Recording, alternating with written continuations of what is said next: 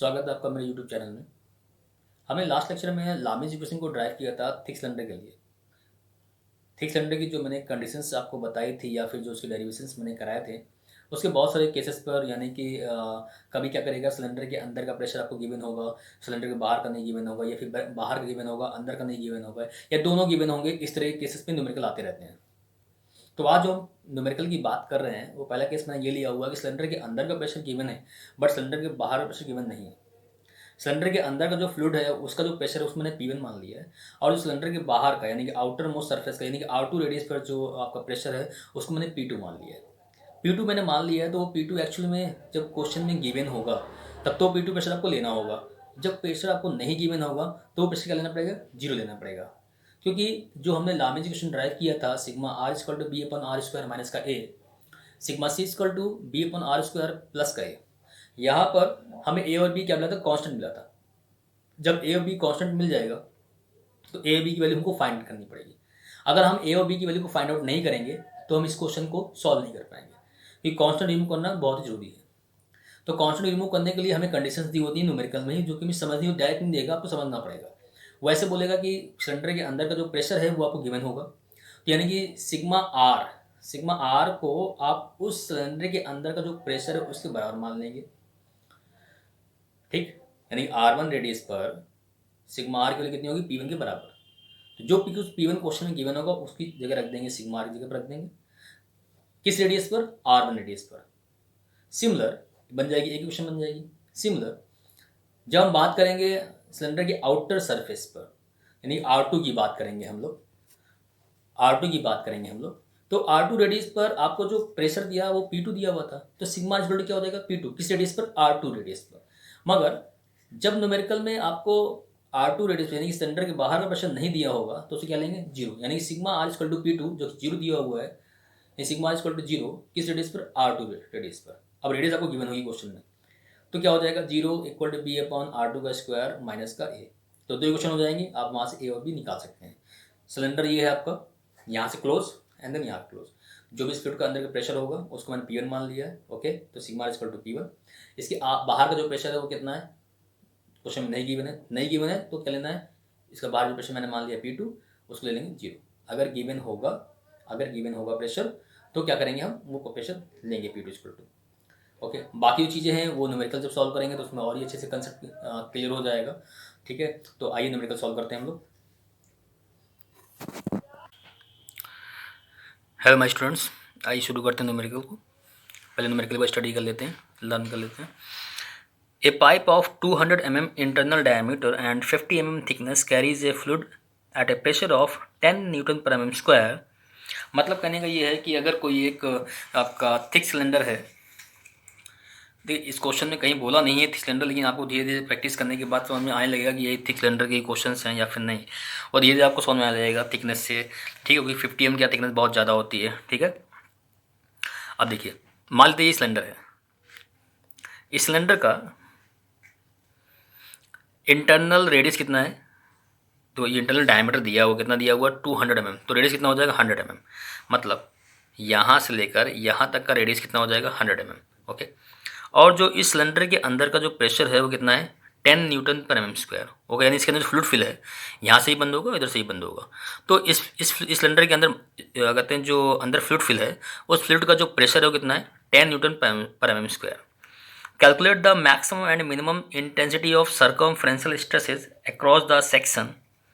मतलब ये कह रहा है कि आपको फाइंड आउट करना है मैक्सिमम वैल्यू किसकी, सर्कमफ्रेंशियल स्ट्रेस की, और मिनिमम वैल्यू सर्कमफ्रेंशियल स्ट्रेस की।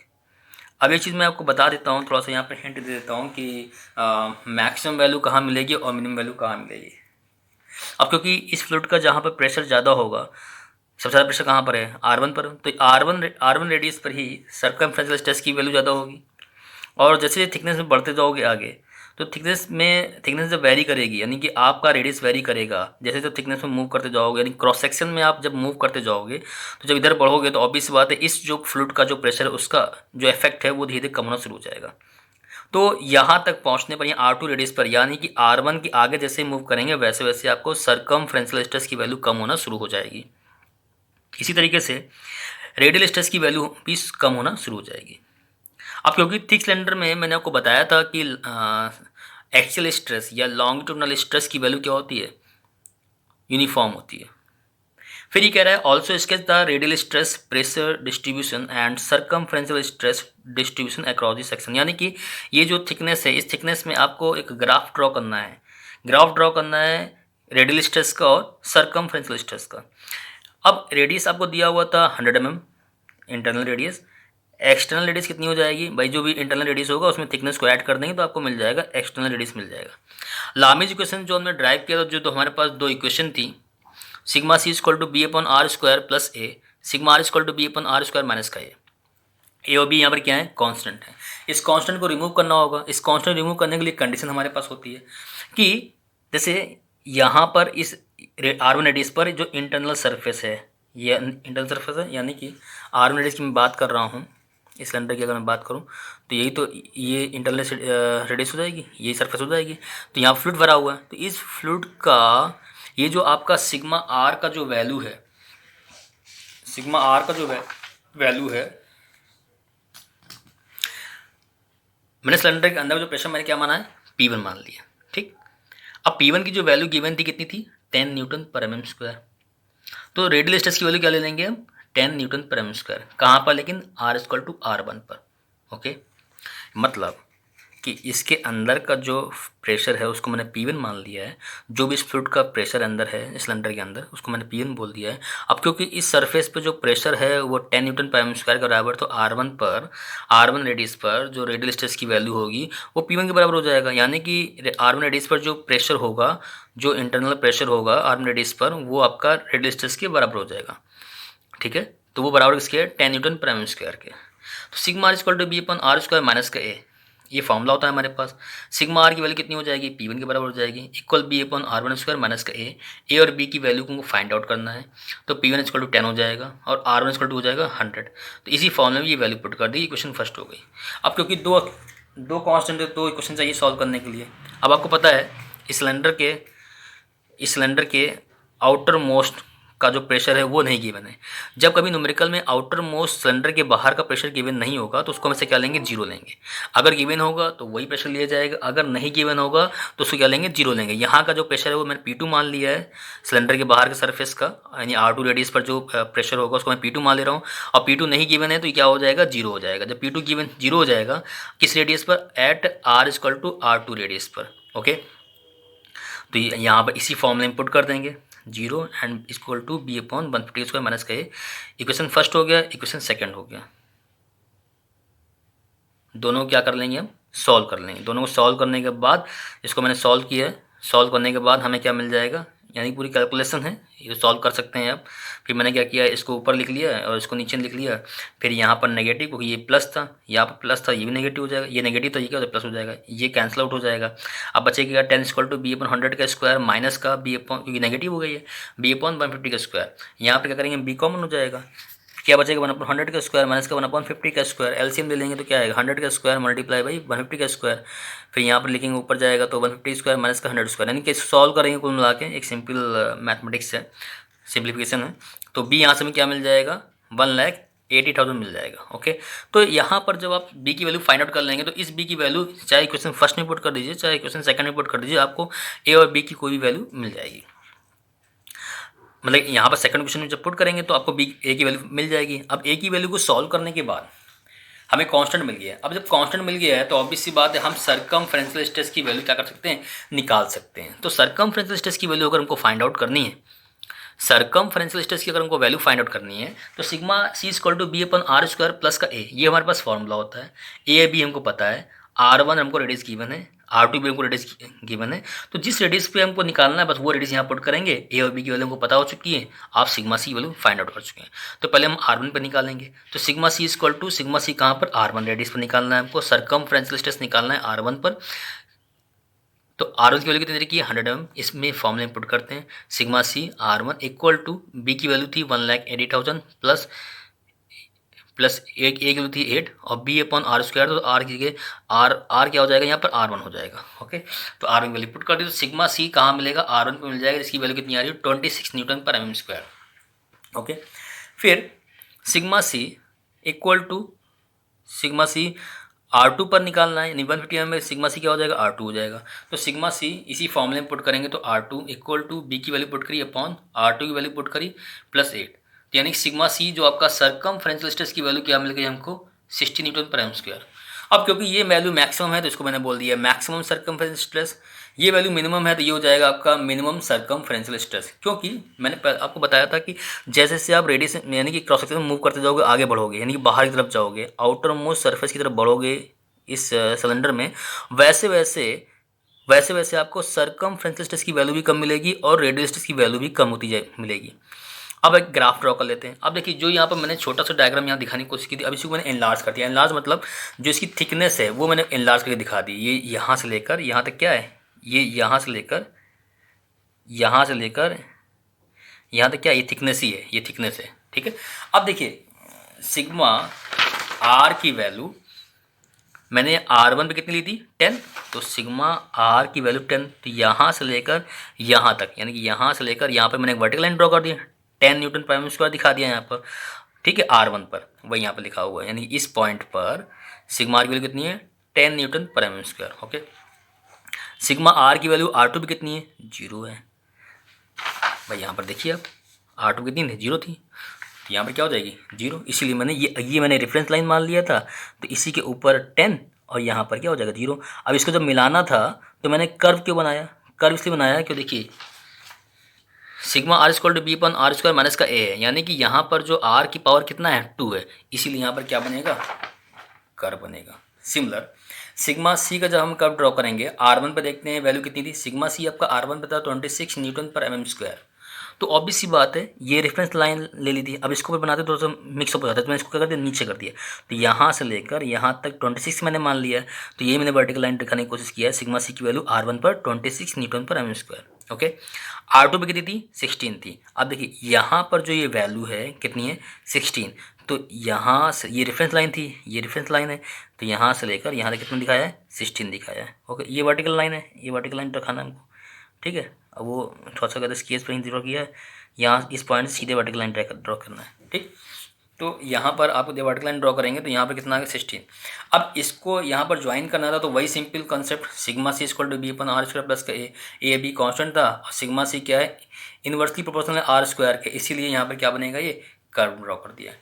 अब इसको अगर एक्स और वाई एक्सिस पे दिखाना चाहते हो तो मैंने कुछ नहीं किया हुआ है, एक वर्टिकल लाइन ड्रॉ किया वाई एक्सिस, एक हॉरिजॉन्टल लाइन ड्रॉ किया एक्स एक्सिस। अब देखिए ये मैंने सेंटर पॉइंट यहाँ पर मान लिया, जैसे यहाँ पर सेंटर पॉइंट है इसका, तो यहाँ से लेकर यहाँ तक रेडियस कितनी, R1, तो मैंने वाई एक्सिस वहीं पर ड्रॉ किया हुआ है जहाँ पर R1 रेडियस पर, यानी यहाँ से लेकर यहाँ तक R1 हो गया 100 mm।